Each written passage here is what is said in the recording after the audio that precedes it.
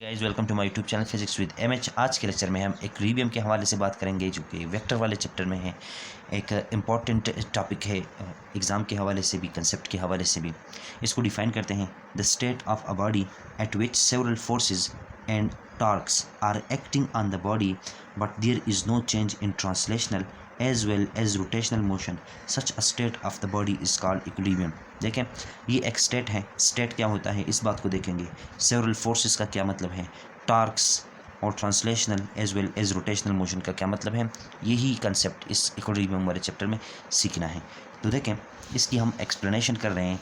देखें, we have to clear some terminologies like states. Definition में state का word जाए तो स्टेट को देखेंगे। देखिए, यहाँ पर स्टेट से मुराद है, इक्विलिब्रियम वाले टॉपिक में जब स्टेट का लफ्ज़ आता है तो स्टेट से मुराद है कि स्टेट ऑफ रेस्ट या स्टेट ऑफ मोशन। ठीक है, कि एक बॉडी अगर स्टेट ऑफ रेस्ट में है और स्टेट ऑफ मोशन में है तो अगर उस पर सेवरल फोर्सेस भी एक्ट कर रहे हैं और इसी तरह इसके साथ साथ इस पर टॉर्क्स भी एक्ट कर रहे हैं, लेकिन उसके स्टेट में चेंज नहीं आता। रेस्ट में है तो रेस्ट में रहता है, मोशन में है तो मोशन में रहता है, यूनिफॉर्म वेलोसिटी के साथ। ठीक है, ऐसे स्टेट को हम कहते हैं कि ये इक्विलिब्रियम है।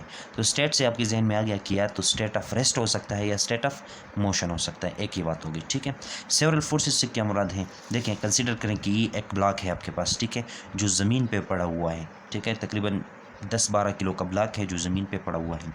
अब इस ब्लॉक का जो वेट है वो toward the centre of earth, वो क्या होता है, अट्रैक्ट होता है अर्थ की वजह से। ठीक है, अर्थ उसको अपनी सेंटर की तरफ अट्रैक्ट करता है, यानी कि उसका वेट डाउनवर्ड एक्ट कर रहा है। ठीक है, और इसी तरह ज़मीन का जो सरफेस है, जिस ज़मीन पे ये पड़ा हुआ है, उस सरफेस का जो नॉर्मल फोर्स है वो अपवर्ड है।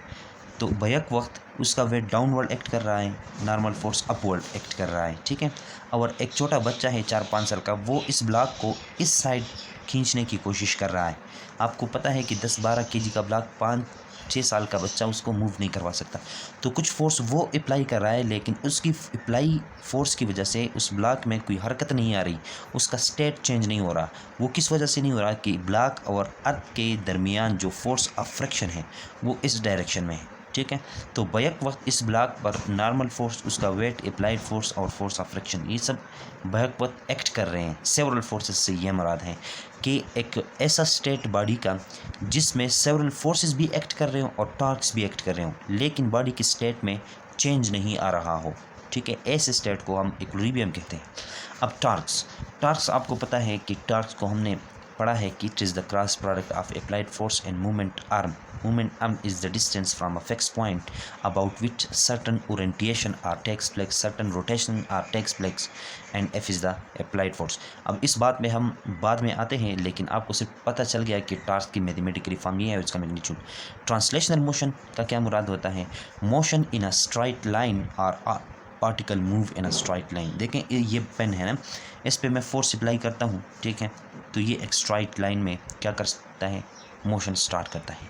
इसकी ऐसे मोशन को हम ट्रांसलेशनल मोशन कहते हैं, यानी कि motion in a straight line. ठीक है, रोटेशनल मोशन से क्या मुराद है, ये सारे वर्ड्स जो कि इक्विलिब्रियम के डिफिनीशन में आए हैं तो इसको क्लियरिफाई करने की कोशिश करते हैं। ठीक है, rotational motion, all particle of the body rotate a fix point या अ पॉइंट। देखें, जब इस पेन के ऊपर मैं किसी डायरेक्शन से किसी इसका एक एंड पर मैं फोर्स लगाता हूँ, ठीक है, तो क्या होता है, ये एक पॉइंट के इर्द गिर्द क्या करेगा, रोटेट स्टार्ट करेगा। तो बॉडी की ऐसे मोशन को जो उसकी बॉडी के तमाम पार्टिकल एक पॉइंट के इर्द गिर्द घूमना शुरू करें, ऐसे मोशन को हम रोटेशनल मोशन कहते हैं। ठीक है, इसको हम डिटेल से पढ़ेंगे। ठीक है, और इसको भी डिटेल से 3rd चैप्टर में, इसको 5th चैप्टर में, लेकिन अब ये इक्विलिब्रियम के डिफिनीशन में आए हैं तो इसको इसलिए क्लियरिफाई करना थोड़ा सा ज़रूरी था।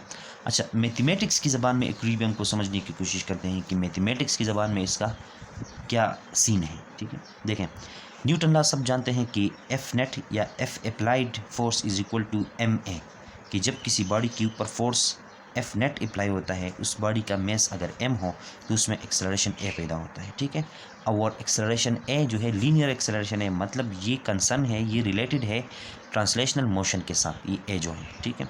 अगर मैं क्या करूं कि एफ नेट को मैं अगर ज़ीरो मानूं, फॉर एग्जांपल एक बॉडी हमारे पास है पड़ी हुई, ठीक है, जिस तरह ये ब्लॉक था हमारे पास पड़ा, इस पे नेट फोर्स अब क्या है, ज़ीरो है, क्योंकि ऊपर से जितना फोर्स अप्लाई होता है उतना नीचे से भी अप्लाई होता है, जितना राइट से अप्लाई होता है उतना लेफ्ट से भी, तो इसके ऊपर नेट फोर्स जो है वो ज़ीरो है, क्या है, ज़ीरो। इसी वजह से ब्लॉक में हरकत कोई नहीं नज़र आ रही, ब्लॉक अपनी जगह पर स्टेशनरी पड़ा हुआ है, ठीक है। इसी तरह अगर इस ब्लॉक के लिए मैं एफ नेट मान लूँ ज़ीरो, ठीक है, तो ये इक्वेशन क्या बताएगा, इस इक्वेशन में एफ़ की जगह मैं अगर ज़ीरो पुट कर दूं तो इक्वेशन 1 इम्प्लाइज करेगा कि एफ़ की जगह zero is equal to M A. तो जब दो नंबर्स मल्टीप्लाई होते हैं, ठीक है, फॉर एग्जांपल ये आप देखें, ये 3 है, ये मल्टीप्लाई होता है ज़ीरो के साथ, तो जवाब आपको क्या मिलता है, ज़ीरो। ये ज़ीरो है, ये मल्टीप्लाई होता है 3 के साथ, तब भी आपको जवाब मिलता है ज़ीरो। तो मतलब ये जब दो नंबर मल्टीप्लाई हो रहे हो और उनका आंसर ज़ीरो आ रहा हो, तो इसका मतलब ये है कि या पहला नंबर ज़ीरो के बराबर है या दूसरा नंबर ज़ीरो के बराबर है। लेकिन अब हम जानते हैं कि 3 तो ज़ीरो के बराबर नहीं है, तो इसलिए ज़ीरो ज़ीरो के बराबर है। अगर ऐसा है तो तब ये बात सही है कि 3 multiply by zero is equal to zero. यही बात इधर भी अप्लाई होगी। देखें, M A is equal to zero, या तो एम ज़ीरो के बराबर है या तो ए ज़ीरो के बराबर है। लेकिन हमने कहा है एक बॉडी है, तो एक बॉडी से मुराद ये है कि इसका कुछ ना कुछ मैस है, इधर M is equal to zero और A is equal to zero, ये बात इधर लिखी है। लेकिन हमें पता है कि उस बॉडी का कुछ ना कुछ मैस है, तो इसलिए हम कहेंगे कि एम ज़ीरो के बराबर नहीं है। सो इस इक्वेशन से मतलब ये है zero is equal to M A, इसमें ये ए जो है ये ज़ीरो के बराबर है, ठीक है।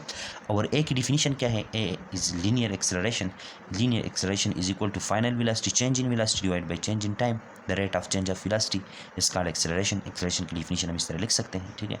अगर ए ज़ीरो के बराबर है लेकिन ए तो इस चीज़ के बराबर है, V F minus V I divide by del T. अच्छा, लेकिन ए की जगह मैं इधर ज़ीरो पुट कर लेता हूँ, ठीक है, तो ज़ीरो ये आ गया। अब क्रॉस मल्टीप्लाई के इस ज़ीरो के नीचे 1 है, ये वी एफ माइनस वी आई 1 के साथ मल्टीप्लाई हो गया, डेल टी ज़ीरो के साथ मल्टीप्लाई हो गया, तो क्या आ गया, हमें क्या मिल गया, V F minus V I is equal to zero, ठीक है, V F minus V I is equal to zero. और इसको उस साइड भेज दिया तो माइनस में प्लस में हो जाएगा, तो V F is equal to V I. इसका मतलब क्या है, अब देखिए मैथमेटिक्स की ज़बान में ये किस तरह खूबसूरत एक्सप्लेनेशन करता है इक्विलिब्रियम का, कि किसी बॉडी के लिए अगर एफ नेट ज़ीरो है, क्या है, एफ नेट ज़ीरो है, तो उस बॉडी में पैदा होने वाला एक्सेलरेशन ज़ीरो होगा, ठीक है। पैदा होने वाला अगर एक्सेलरेशन ज़ीरो है तो उस बॉडी की इनिशियल वेलोसिटी बराबर होगी फाइनल वेलोसिटी के, टाइम के लिहाज से, ठीक है। मतलब उसकी वेलोसिटी में कोई चेंज नहीं आ रहा, जिस वेलोसिटी से वो अभी चल रहा है उस वेलोसिटी के साथ वो 10 दिन के बाद भी चलेगा। अगर ऐसा कोई सिचुएशन है हमारे पास, तो इस सिचुएशन को हम कहेंगे कि बॉडी पर अगरचे सेवरल फोर्सेस एक्ट कर रहे हैं लेकिन नेट फोर्स बॉडी पर ज़ीरो है, तो बॉडी के स्टेट में कोई चेंज नहीं आएगा। स्टेट में चेंज आने का मतलब ये है कि जो फाइनल वेलोसिटी होगी वो इनिशियल वेलोसिटी होगी, वो फाइनल वेलोसिटी भी होगी टाइम के लिहाज से। तो अब देखें, so a body will be in translational equilibrium if acceleration a produced in the body is zero। यही जो बात मैंने अभी इधर एक्सप्लेन की वो इधर लिखी भी गई है। ये सब कुछ इसलिए लिखा है कि इसका आपको इस लेक्चर के डिस्क्रिप्शन में पीडीएफ फॉर्म मिलने वाला है, ठीक है। इस लेक्चर के डिस्क्रिप्शन में जाएं, वहाँ पर इस लेक्चर का पीडीएफ फॉर्म, ये जो मैंने लिखा है राइट हैंड, ये जो हैंड राइटिंग में मैंने लिखा है, ये इसका आपको पीडीएफ फॉर्म मिलेगा, ठीक है। तो अब देखें, एक बात तो हमें समझ में आ गई कि जब नेट फोर्स ज़ीरो होता है तो बॉडी ट्रांसलेशनरी इक्विलिब्रियम में होता है, मतलब उसमें कोई भी एक्सेलरेशन प्रोड्यूस नहीं होता। अच्छा, इक्विलिब्रियम की आप एक डिफिनीशन, एक अधूरी सी डिफिनीशन आप इस तरह भी कर सकते हैं कि the state of a body in which linear acceleration of the body is equal to zero, this state of the body is called equilibrium, ठीक है, लेकिन ट्रांसलेशनरी इक्विलिब्रियम में है। अब देखें, रोटेशनल इक्विलिब्रियम पे आते हैं, ठीक है। जिस तरह की लीनियर मोशन में या ट्रांसलेशनल मोशन में हमारे पास ये इक्वेशन है ना, F is equal to M A, ठीक है। इसी तरह रोटेशनल मोशन में हमारे पास इसका एक मुतबादिल इक्वेशन है, उसको हम कहेंगे कि टार्क, उसको हम कहते हैं torque is equal to I alpha. अब जिस तरह यहाँ पर जो किरदार एम अदा कर रहा था इस ट्रांसलेशनल मोशन में, वही किरदार ये आई अदा कर रहा है रोटेशनल मोशन में, और वही किरदार जो अल्फ़ा इधर अदा कर रहा है वही किरदार यहाँ पर ए अदा कर रहा था, ठीक है, और एफ़ का मुतबादिल यहाँ पर टार्क है, ठीक है। ये इन बातों को हम डिटेल से पढ़ेंगे, लेकिन अब चूँकि रोटेशनल की बात इक्विलिब्रियम में आई है तो रोटेशनल को समझने की कोशिश करते हैं। अब देखें यहाँ पर ये मैंने लिखा है कि मूवमेंट ऑफ इनर्शिया है M R square, movement of inertia in alpha is angular acceleration. जहाँ यहाँ पर ए जो होता है वो लीनियर एक्सेलरेशन था, तो यहाँ पर अल्फ़ा जो है वो क्या है, वो रोटेशनल एक्सेलरेशन है या एंगुलर एक्सेलरेशन उसको हम कहते हैं, ठीक है। जिस तरह ऊपर हमने माना था कि किसी सिस्टम के लिए, किसी एक सिस्टम के लिए, एक बॉडी के लिए अगर उस पर एफ नेट ज़ीरो है तो उसमें एक्सेलरेशन ए पैदा जो होता है वो ज़ीरो होता है, ठीक है, इसलिए बॉडी का इनिशियल स्टेट फाइनल स्टेट के बराबर होता है। इसी तरह अगर रोटेशनली इक्विलिब्रियम को अक्कर होना है तो इसके लिए क्या होगा कि अगर टार्क ज़ीरो के बराबर हम मान जाए, क्या मान जाए, किसी सिस्टम के लिए अगर उसमें टार्क जो एक्ट कर रहा है वो ज़ीरो है तो ये इक्वेशन हमें क्या बताएगा, टी टा is equal to I alpha, यानी कि movement of inertia multiply by angular momentum. तो हमें बताता है एम आर स्क्वायर अल्फ़ा, क्योंकि आई की जगह में एम आर स्क्वायर पुट कर सकता हूँ, ठीक है। यहाँ पर देखें, ये आप देखें, ठीक है, ये एक बॉडी है, ठीक है, और ये इस पॉइंट के इर्द गिर्द क्या कर रहा है, मोशन परफॉर्म कर रहा है, ठीक है। ये एक बॉडी है, ये इस पॉइंट के इर्द गिर्द मोशन परफॉर्म कर रहा है। अब यहाँ से इस फिक्स पॉइंट तक का जो डिस्टेंस होता है उसको हम आर कहते हैं, ठीक है। और ये जो बॉडी है इसका मेस है एम, ठीक है। अब ये और ये जब मल्टीप्लाई होते हैं एम आर, और इसका जब स्क्वायर लिया जाता है तो वो एम आर स्क्वायर आ जाता है। अब अगर किसी बॉडी ने किसी सर्कल में मूव करना है, यानी कि रोटेशनल मोशन परफॉर्म करनी है एक फिक्स पॉइंट के इर्द गिर्द, तो उसका एम ज़ीरो नहीं हो सकता, और चूँकि आर होना है, फिक्स पॉइंट के इर्द गिर्द आर होता है तो आर भी ज़ीरो नहीं हो सकता। तो इस इक्वेशन का क्या मतलब है कि zero is equal to M R square multiply by alpha. इसका मतलब ये है कि एम आर स्क्वायर तो ज़ीरो के बराबर नहीं हो सकता। तो क्या होगा कि अगर ये इक्वेशन ज़ीरो के बराबर है, अगर टार्क किसी सिस्टम के ऊपर एक्ट कर रहा है और उसकी मैग्नीट्यूड ज़ीरो है, तो alpha is equal to zero होगा। क्या होगा, alpha is equal to zero होगा। ये चीज़ तो ज़ीरो नहीं हो सकती, जिस तरह ऊपर मास ज़ीरो नहीं हो सकता था ना, इस तरह यहाँ पर ये ज़ीरो नहीं हो सकता, ठीक है। लेकिन एंगुलर एक्सेलरेशन ज़ीरो के बराबर है। So the body will in rotational equilibrium, rotational equilibrium का क्या मतलब है कि वो बॉडी जो रोटेट कर रहा था उसकी स्टेट में, यानी कि जो उसका इनिशियल स्टेट था, जिस वेलोसिटी के साथ वो घूम रहा था, उसी वेलोसिटी के साथ वो टाइम के लिहाज से तब भी घूमेगा जब उसमें अल्फ़ा क्या होगा, ज़ीरो। जब अल्फ़ा ज़ीरो हो जाए तो इस बात को मैंने इधर थोड़ा सा एक्सप्लेन किया है। जिस तरह लीनियर एक्सेलरेशन था A is equal to V F minus V I divide by del T ना, इसी तरह एंगुलर एक्सेलरेशन होता है angular final velocity minus angular initial velocity divide by time, ठीक है। The rate of change of angular velocity is called angular acceleration, ठीक है। अब देखें, ये चीज़ अगर ज़ीरो हो जाए, क्या हो जाएगी, ज़ीरो। और ये क्यों ज़ीरो हो जाए, जब टार्क ज़ीरो होता है, क्या होता है, टार्क ज़ीरो होता है। किसी रोटेशनल इक्विलिब्रियम, किसी रोटेशनल मोशन परफॉर्म करने वाली बॉडी के ऊपर अगर टार्क ज़ीरो लग रहा है तो उसमें अल्फ़ा ज़ीरो होगा। जब अल्फ़ा ज़ीरो होगा तो zero multiply by del T, zero आ जाएगा, V F W F minus W I आ जाएगा। इसको इस साइड लाया तो W F is equal to W I.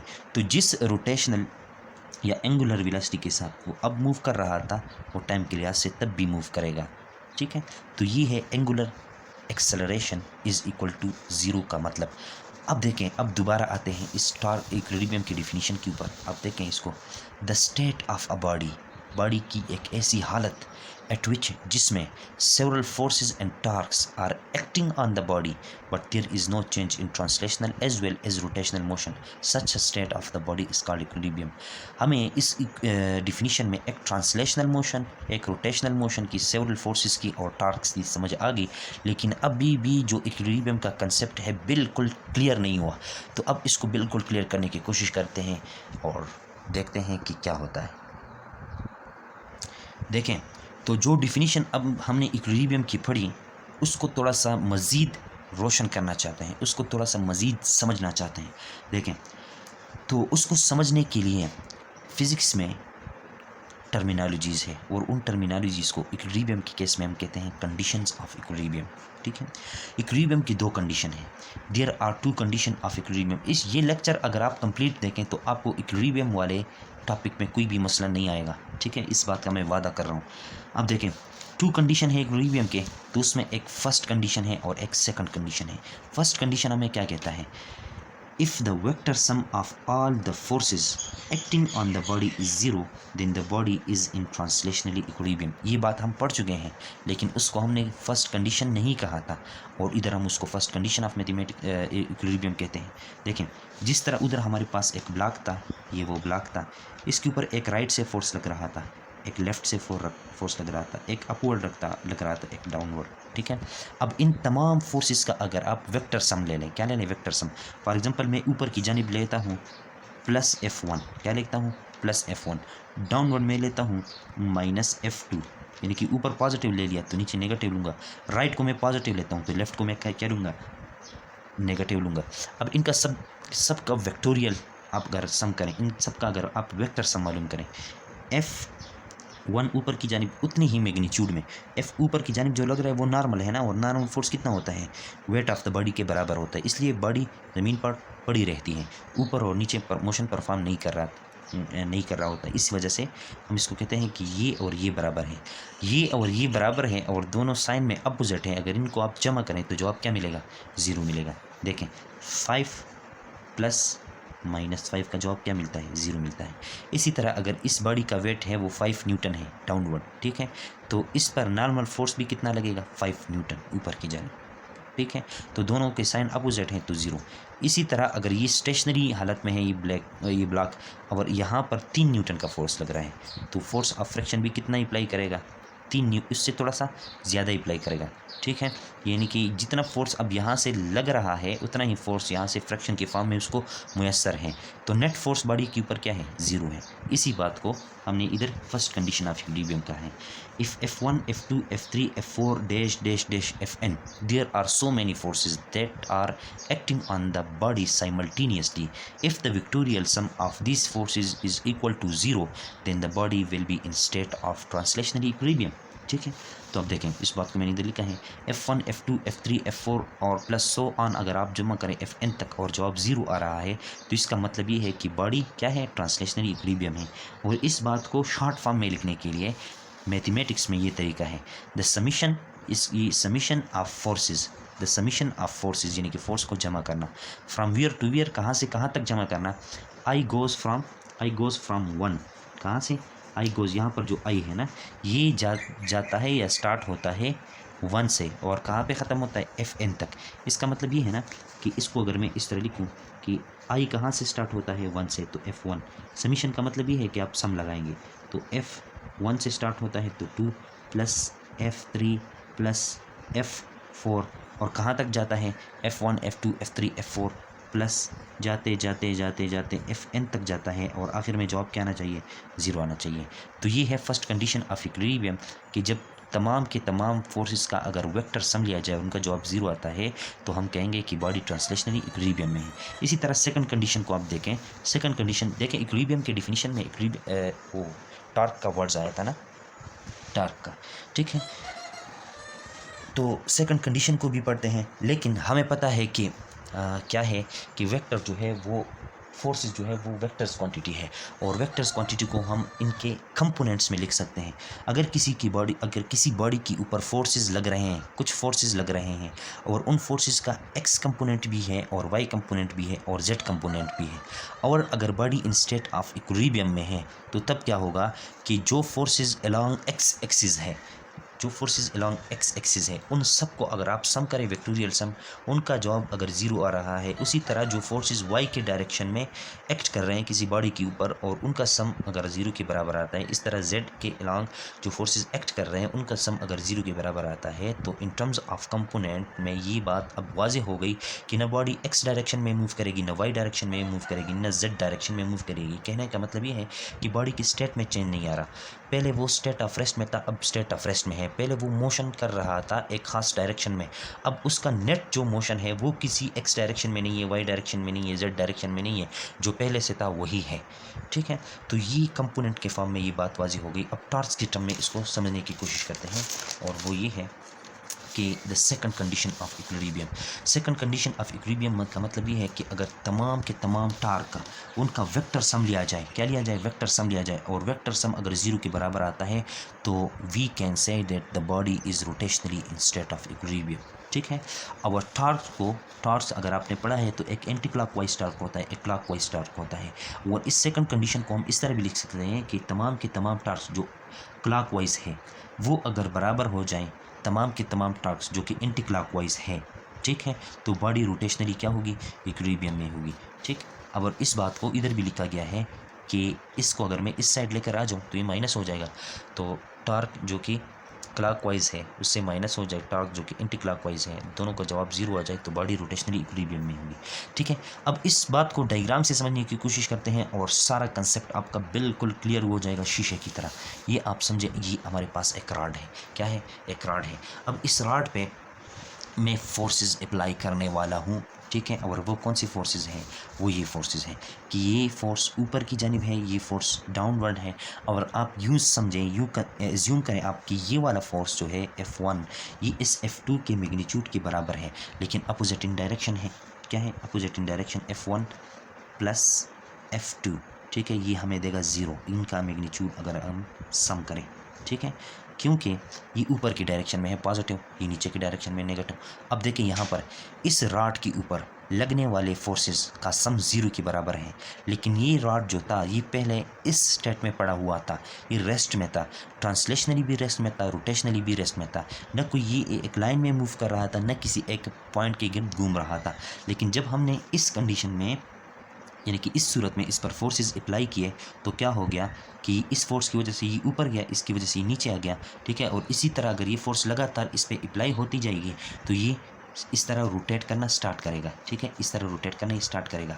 तो क्या ये बॉडी इक्विलिब्रियम में है कि नहीं? तो जो डिफिनीशन अभी हमने इक्विलिब्रियम की पढ़ी उसके मुताबिक तो ये इक्विलिब्रियम में नहीं है।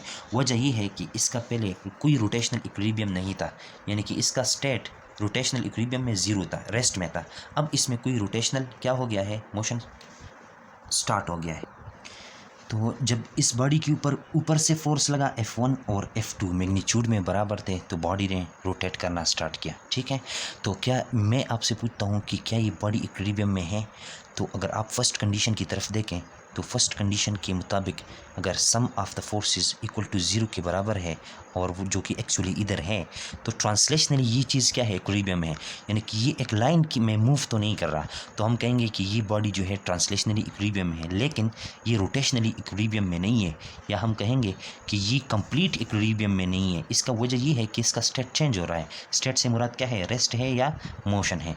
इसका मोशन पहले कुछ भी नहीं था फोर्सेस अप्लाई करने से पहले, अब इसका मोशन आ गया है रोटेशनल मोशन में। ठीक है, इसका स्टेट चेंज हो गया है रोटेशनल मोशन में। तो जब स्टेट चेंज होता है तो कुछ ना कुछ क्या हो जाता है, डिस्टर्बेंस आ जाती है, तो हम कहेंगे कि बॉडी कंप्लीट इक्विलिब्रियम में नहीं है, लेकिन हाँ इक्विलिब्रियम में है, वो है ट्रांसलेशनली। तो इस तरह अगर कहीं पर first condition of equilibrium valid है लेकिन बॉडी क्या है, कंप्लीट इक्विलिब्रियम में नहीं है, तो इसलिए हम बॉडी को कंप्लीट इक्विलिब्रियम में लाने के लिए सेकंड कंडीशन लेकर आते हैं, और वो है sum of the torques acting on the body should be equal to zero. तो अब नेक्स्ट कंडीशन को देखते हैं और कंप्लीट इक्विलिब्रियम को समझते हैं। ये है वही रॉड, ठीक है। अब देखें, इस पर एक फोर्स F1 ऊपर की जानिब एक्ट कर रहा है, उतना ही फोर्स F2 ऊपर की जानिब एक्ट कर रहा है। तो देखें दोनों फोर्सेस ऊपर की जानिब एक्ट कर रहे हैं ना, तो ये बॉडी कहाँ मूव करेगी, ऊपर की जानिब मूव करेगी। ठीक है, तो अब ट्रांसलेशनल इक्विलिब्रियम नहीं रहा। ठीक है, इन दो फोर्सेस का इफेक्ट कैंसिल करने के लिए इस बॉडी के ऊपर हमने 2F जितना, यानी कि ये प्लस ये उतना ही फोर्स हमने डाउनवर्ड डायरेक्शन में लगाया है। तो जितना ऊपर की जानिब लग रहा है उतना डाउनवर्ड लग रहा है, तो नेट फोर्स बॉडी के ऊपर क्या है, ज़ीरो है। क्या है, ज़ीरो है। तो जब नेट फोर्स ज़ीरो होता है तो बॉडी ट्रांसलेशनल इक्विलिब्रियम में होती है। अब ये ट्रांसलेशनल नहीं ऊपर जा रही है नहीं नीचे आ रही है, तो क्या ये रोटेट भी कर रही है, नहीं रोटेट भी नहीं कर रही। उसका वजह ये है कि ये फोर्स यहाँ से यहाँ तक अप्लाई, तो ये फोर्स जब ऊपर की जानिब अप्लाई होता है ना, तो ये इसमें इस ऊपर वाले डायरेक्शन में टॉर्क प्रोड्यूस करेगा, मतलब इसको इस तरफ घुमाएगा और ये इसको इस तरफ घुमाएगा। ठीक है, तो ये जब इस तरफ घुमा रहा है इसको, ये उसको इस तरफ घुमा रहा है, तो यहाँ पर हम कहेंगे कि टर्निंग इफेक्ट प्रोड्यूस होता है। और टर्निंग इफेक्ट को हम क्या कहते हैं? टर्निंग इफेक्ट को हम टॉर्क कहते हैं। और टॉर्क ये इसकी वजह से प्रोड्यूस हो रहा है एंटी क्लॉकवाइज, इसकी वजह से क्लॉकवाइज। दोनों फोर्सेस मैग्नीट्यूड में बराबर हैं, तो जितना टॉर्क इसकी वजह से प्रोड्यूस होगा उतना इसकी वजह से भी प्रोड्यूस होगा। दोनों मैग्नीट्यूड, दोनों फोर्सेस के लिए जो मूवमेंट आर्म है यानी कि R1 R2 के बराबर है। तो मतलब ये है कि जितना टार्क इसकी वजह से प्रोड्यूस हो रहा है उतना टार्क इसकी वजह से भी प्रोड्यूस हो रहा है। तो total sum of the torque क्या है? वो जीरो है। ये एंटी क्लॉकवाइज हम पॉजिटिव में लेते हैं और क्लॉकवाइज हम नेगेटिव में लेते हैं, दोनों को सम किया। तो अब ये जो बॉडी है ना, ये अब कंप्लीट इक्विलिब्रियम में है, ठीक है। न ये ट्रांसलेशनल मोशन में है, न ये रोटेशनल मोशन में है। और अब जो है इक्विलिब्रियम की डिफिनीशन अब यहाँ पर कंप्लीट हो गई। अब देखें, सेवरल फोर्सेस भी एक्ट कर रहे हैं, सेवरल फोर्सेस, और सेवरल टॉर्क्स भी एक्ट कर रहे हैं। क्या कर रहे हैं? एक्ट कर रहे हैं, ठीक है। लेकिन क्या हो रहा है, बॉडी के स्टेट में रोटेशनली भी और ट्रांसलेशनली भी कोई चेंज नहीं आ रहा, ठीक है। और ऐसे स्टेट ऑफ द बॉडी को हम इक्विलिब्रियम कहते हैं, ठीक है। इसी बात को मैंने इधर मैथमेटिकली एक्सप्लेन भी किया है कि मैग्नीट्यूड ऑफ F1 बराबर है मैग्नीट्यूड ऑफ F2 के, और इन दोनों के बराबर होने से हम इसको हम कहते हैं कि F के बराबर है। जब F1 को जमा किया F2 के तो वो 2F आ गया, क्योंकि F1 बराबर है F के, F2 बराबर है F के, तो F जमा F 2F, ठीक है। ये 2F आ गया। 2F का फोर्स इसके ऊपर लग रहा है ऊपर की जानिब, और उतना ही फोर्स डाउनवर्ड। तो सम ऑफ द फोर्सेस क्या होगा? वो ज़ीरो होगा। 2F minus 2F is equal to 0. Sum of the forces is 0. First condition is satisfied. So the body is in translational equilibrium. Next condition को टार्क, एक torque ये है, ठीक है, जो F1 R1 की वजह से लग रहा है। यानी कि टार्क की डिफिनीशन अब हमने पहले पढ़ी कि torque is the cross product of force end moment arm. Force torque 1 के लिए F1, R1 के लिए जो है वो करस्पॉन्डिंग टार्क 1 आता है, ठीक है। इसको मल्टीप्लाई किया तो क्रॉस को हटाने के लिए साइन थीटा लगाते हैं, और साइन थीटा अगर 90 डिग्री हो, फोर्स ऊपर की जानिब लग रहा है और ये यहाँ पर है, तो 90 का एंगल बन रहा है, ठीक है। और साइन 90 क्या होता है? 1 के बराबर होता है। तो ये हमारे पास torque is equal to F1 R1 आ गया। इस तरह टार्क 2 F2 और R2 आ गया, लेकिन यहाँ पर हमने इसके साथ लगाया है -2, ठीक है। और ये चूँकि कौन सा है, ये है, ये एंटी क्लॉकवाइज है ना, तो एंटी क्लॉकवाइज हम पॉजिटिव लेते हैं टार्क, और क्लॉकवाइज हम क्या लेते हैं? क्लॉकवाइज नेगेटिव लेते हैं। लेकिन यहाँ पर मैंने साइन गलत लगाए हैं, यहाँ पर इसके साथ माइनस आ जाएगा, इसके साथ प्लस, ये प्लस हो जाएगा, ये माइनस हो जाएगा। दोनों टार्क्स को मैंने जमा किया तो टार्क्स का भी जवाब क्या आ गया? 0 आ गया। तो अब देखें, so second condition of equilibrium is also satisfied, so we can say that the body is in complete equilibrium now. और अब इस कंडीशन पर, इस सिचुएशन पर आप अप्लाई करें दोनों कंडीशन, तो बॉडी कंप्लीट इक्विलिब्रियम में है। सेवरल फोर्सेस भी एक्ट कर रहे हैं, सेवरल टॉर्क्स भी एक्ट कर रहे हैं, लेकिन बॉडी स्टिल अपने जो इसका अपना स्टेट है उसी में है, इसका स्टेट चेंज नहीं हो रहा। तो body is in state of equilibrium. Next video में मिलते हैं, उसमें हम MCQs और न्यूमेरिकल सॉल्व करेंगे। अपना ख्याल रखिएगा। अल्लाह हाफ़िज़।